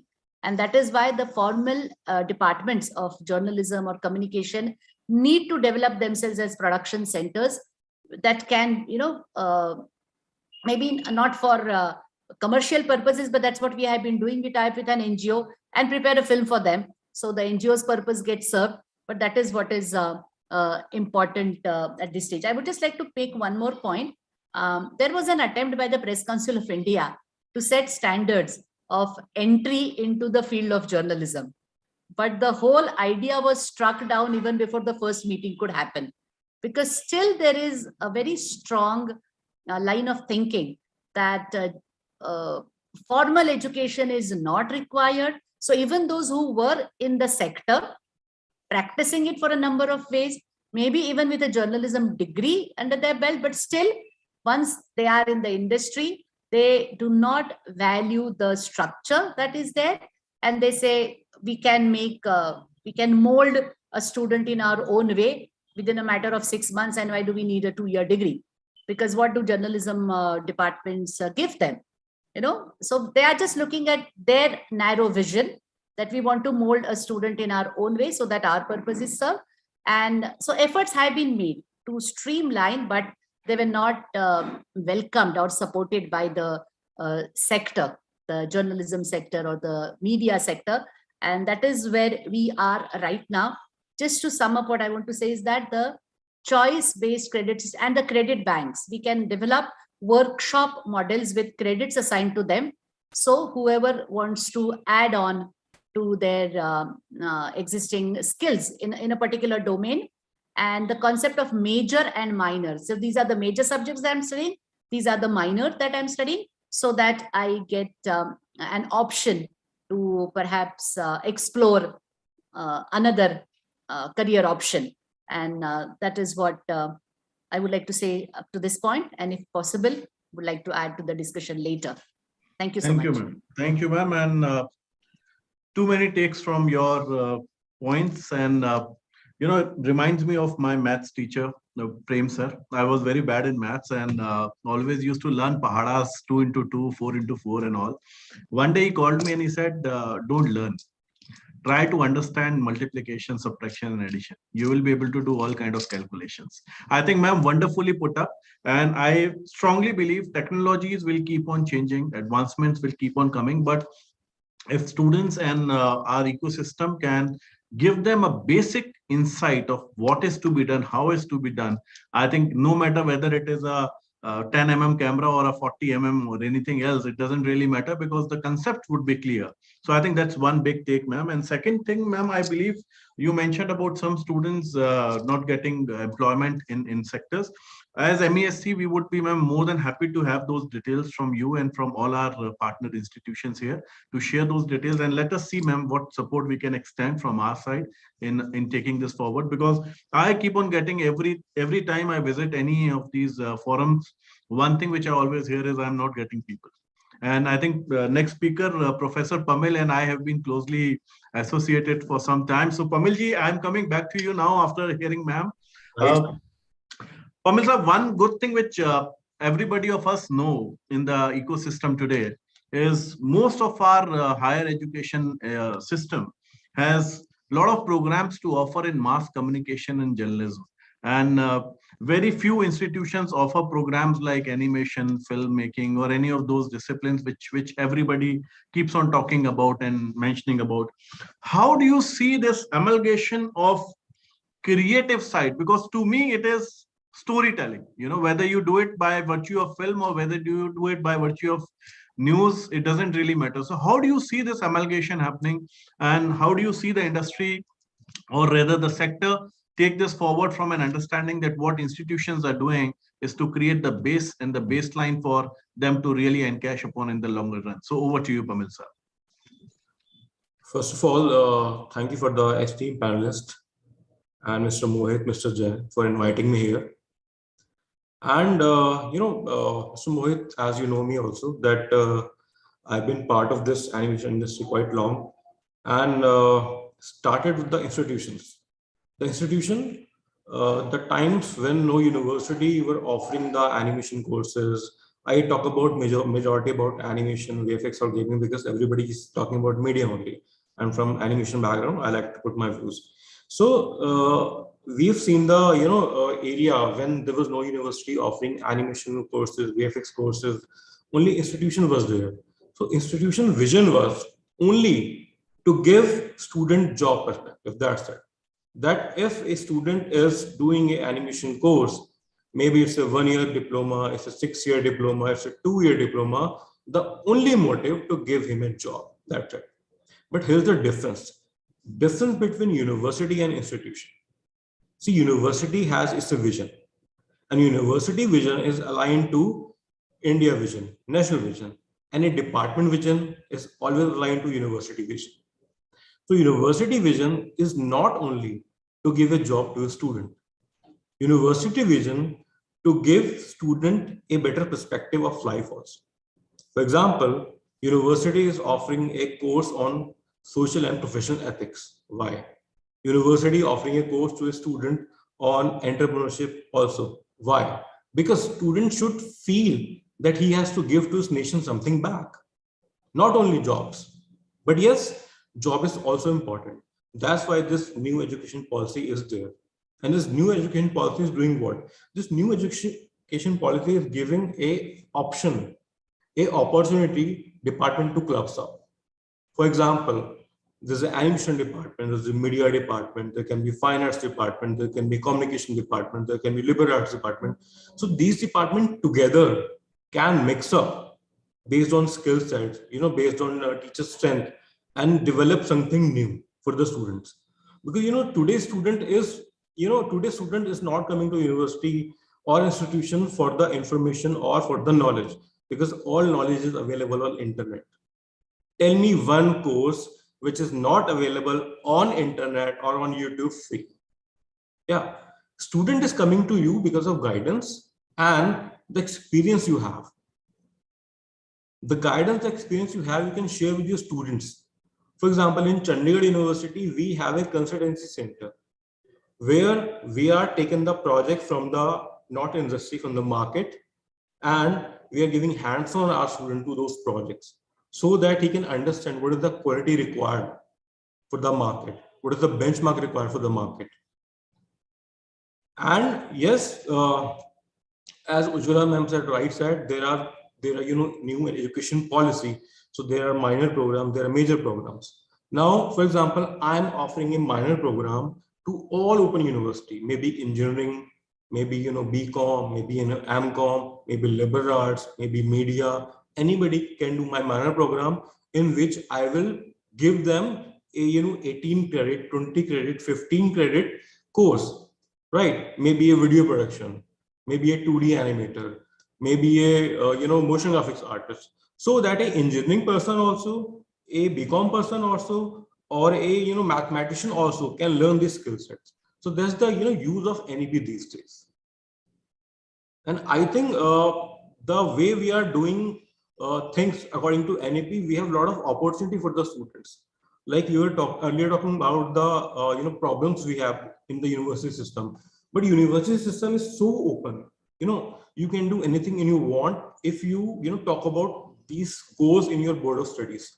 You can discuss your problem in board of studies and you can approve anything.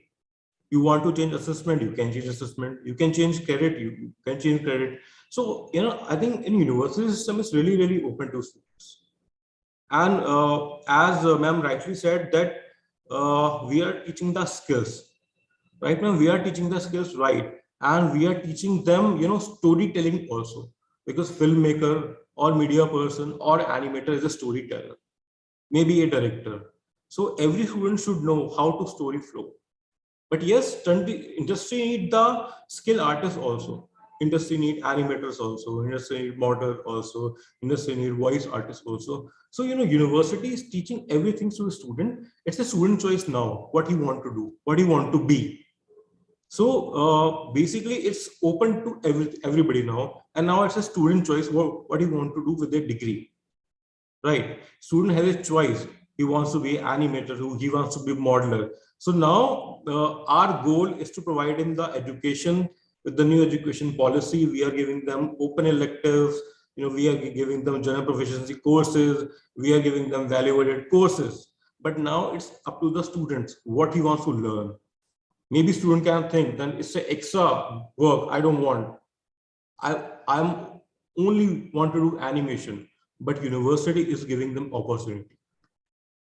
And I think in the future also, with the new education policy, any university will evolve themselves. Thank you. Thank you, Pamil Saab. It was nice hearing you from the perspective of storytelling and concept and creative part. I strongly believe that is something which is an inherent component in every of our Indian citizen.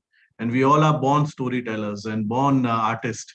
I think the only charm is, so coming back to Ujjwala, ma'am, you said ME and media and entertainment is a part of formal education. It is always a music for me, and that is the reason I kept this theme as this, so that I could hear this multiple times, that MNE is a part of formal education. Only prerogative now coming to Dr. Amrita, which I would take forward from Dr. Ujjwala's speech here, is while we are talking about MNE being a part of formal education. So formal education, I am not linking it only to higher education.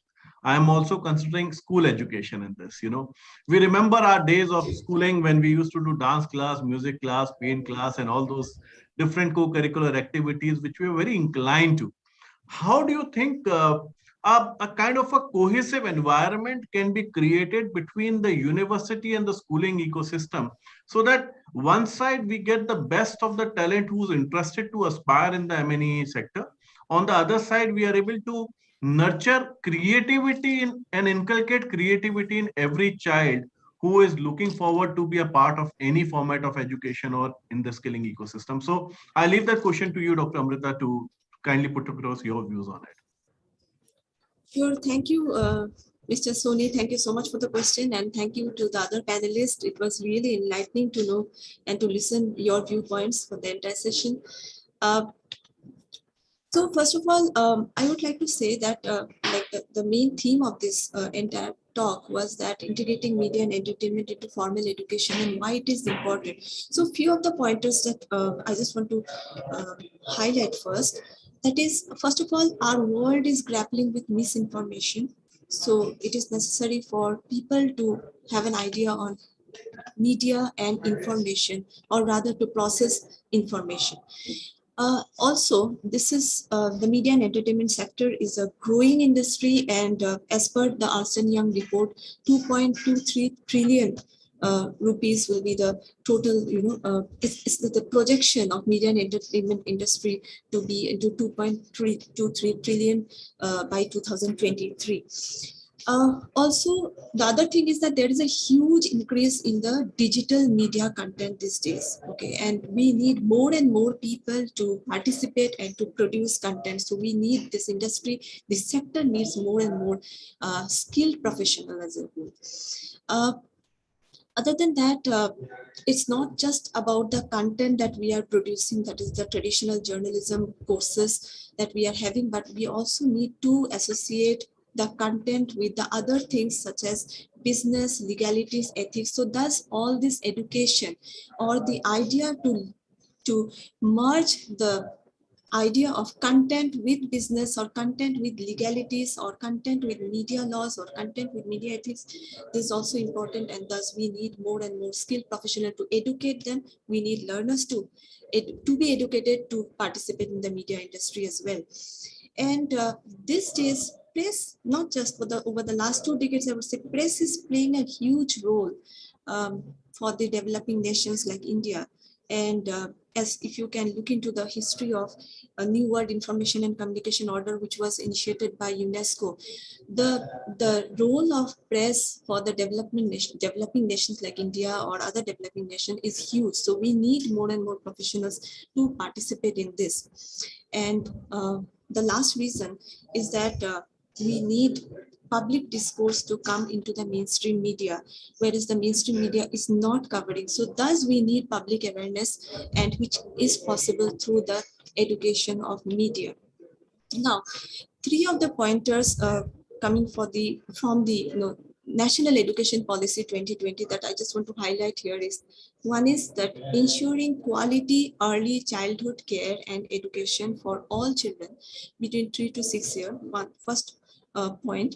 Second point, no hard separation between arts and science, between curricular and extracurricular activities. Thus, I think few of the other panelists also said that, we actually need the people from science background or engineering background or technology background also to participate in media or to become media professionals.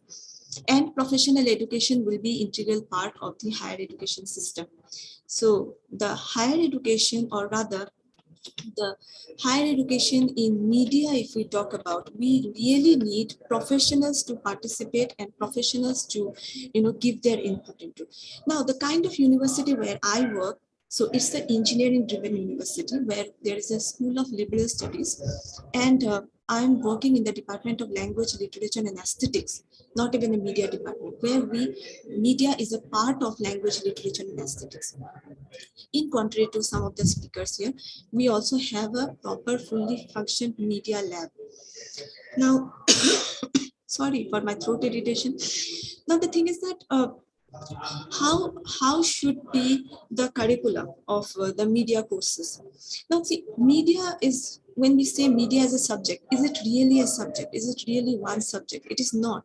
Now, a journalism media faculty will not be able to teach public relations. A public relations media faculty member will not be able to teach electronic media. Even if we take electronic media as a whole, then even the faculty member who has been appointed by the university must have done his PhD, and mostly they are doing PhD in film studies. Okay, are they skilled enough to teach editing, or editing to a very higher extent of the kind of editing which we can see in the movies these days? Are they skilled enough to? So thus, we really need an amalgamation of the industry experts with academics these days when it comes to the media education. And I think a lot of the speakers in this panel have already spoken about that, is the restriction of the recruitment of faculty members with this skill, with the qualification like that of a PhD. I think the media academics really need to break out of this restriction now and start absorbing people straight away without even PhD, if possible, based on their experiences. Point number 2, that it is not necessary that an expert editor can be an excellent teacher. It is not necessary. An expert editor can be excellent with his system, with the editing tool, but when it comes to giving instruction to the other person, then how good the person is, how skilled the person is to teach, because teaching is a skill. It doesn't come straight away, just by some degrees, I would say any day. So thus, and I just want to share one of the output of one of the research paper that I have worked in the month of November for a conference. And that research paper was in order to identify the ideal curriculum of public relation courses in India. Now, why am I talking about public relations? This is also a media course. Okay, we teach advertising and public relations in almost all the universities and colleges. I belong to a corporate background, and 8.5 years I've worked in corporate background. So my specialization is public relation. I've done my PhD in public relation because I understand the corporate communication and corporate ethics better compared to the other. So, in that research, what I did is I connected, or I took intensive interview of 5 public relation practitioners across the country, spread across multiple cities, and 5 interviews of 5 academics who are teaching public relations and corporate communication. So I asked them that, what do you think? What is the ideal curriculum for public relations and corporate communication for higher or professional courses like Masters in Public Relations Corporate Communication or PG Diploma in Public Relations Corporate Communication?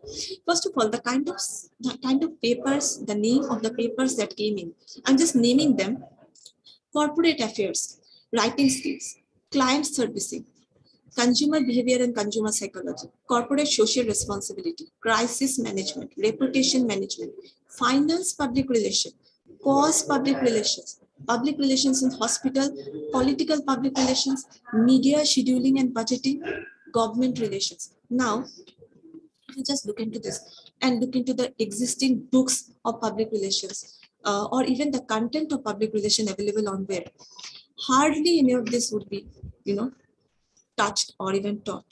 Okay, so now who are the people who are going to teach all these things? Are the existing academics skilled enough to teach all these papers like corporate affairs? Okay, one who has completed his or her PhD in public relation is skilled enough to teach the entire paper of corporate affairs? Is a big question. Now here, thus in this kind of situations, we really need a blend of industry professionals to come and teach those particular papers, and to allow the system should allow the industry professionals to be absorbed in the academics and to teach this kind of complex papers. And absolutely. Other than that, there was also some of the input which was given by mostly the industry professionals. They were that it was asked to them that what are the skill set that you are looking for a fresh pass out, a fresh postgraduate or fresh graduate to be recruited into your company, because they are all industry professionals. They said positive attitude. Of course, this is common for any job seeker.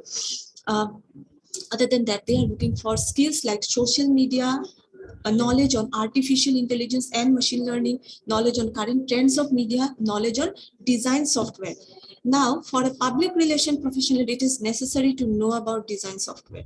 And this is just not limited to public relation. Now, as an academic, as a media academic, even for an electronic media academic or a journalism academic, need to be absolutely aware about what is the requirement of the industry. And based on that, they have to inculcate those kind of curriculum into their syllabus so that the student is ready to be absorbed into the industry at the end of the day, because this is what the recruiters are looking for. This is what not our wishes are. So as some of the universities are providing vocational courses, short-term courses, I think this is going to be helpful for just getting a skill on a particular area or a particular topic. The other most important thing that came up as an output of this research is a lot of industry professionals said that the media academics should get a chance to do and some industry assignment. So if I'm a PR, or if I'm an academic of public relations, I should actually take a 6 month of sabbatical and work for a public relation organization. Or if I'm an electronic media faculty, I should take a break. So who is going to give a break? Am I going to lose my salary for 6 months? No, the university structure should give this kind of leeway to an academic. Okay, so that they are getting an exposure to the industry and to work in the industry. And rather, I would also point out to one more very important thing, that contrary to the other domain of education like psychology or history or political science, where an academic is good enough to pass out from post-graduation, complete PhD, NET, JRF, and then getting into the academic world and becoming an academic. In media, a media academic is really required to have an industry exposure. Okay, so I have not worked as a journalist before, but because I have worked as a corporate employee for 8.5 years, thus it actually gives me confidence to teach corporate communication, public relation, and corporate communication, because I actually know what happened during my stint in the corporate organization in that MNC, what actually they did for public relations and corporate social activities. I don't have to refer to those books which were released 10 years ago or 20 years ago. This is giving me backdated information, okay, on this subject. So thus, and also So thus, the industry exposure of the academics and the vocational courses, short-term courses. Now, in this, in our university, the course that we are running is a very traditional course of journalism, mass communication, post-graduation. We have a PhD in journalism, mass communication, and we also are running the UG course of journalism, mass comm. But because it's a school of liberal studies, now here the system is a little different. That is, the student is allowed to have a kind of choice-based credit course. That is, they are picking and choosing the subjects. They can study mass comm as a major paper with marketing as a minor paper, or they can study, psychology as a major paper and mass comm as a minor paper. So this option, this variety, or this flexibility for mass communication should also be there. We should welcome the other students from management, students from technology to come in, join, attend our courses. We also have courses of like the very short-term elective courses are there, where any student from the engineering background can also take those elective courses. These are just 3 credit courses, contrary to the 6 credit courses. So that's in a nutshell. I would say that the media courses as like, and when it comes to the first question that you actually threw to me, that we have actually learned so many other things in our school days, that is like dancing or music. One very important thing that I would like to talk in this distinguished forum is that the parents are fine when the child is learning drawing, or when the child is learning maths or basic science in their schooling, like till 1 to 5. But will the parents be comfortable if they are learning media from 1 to 5 standard? Now, for that, I think media literacy is going to play a great role. So are we taking the attempts to literate people on media? That is a big question here. Correct. So Dr. Amrita, I think you talked very practical approach on how and what and where to go. To my mind, I have been over the last 5-6 years, I have been working very closely with the structure of formal education to see how this integration can happen. Whether it is to say so industry experts, or whether it is to say so our own academic mentors, trainers, gurus who are there.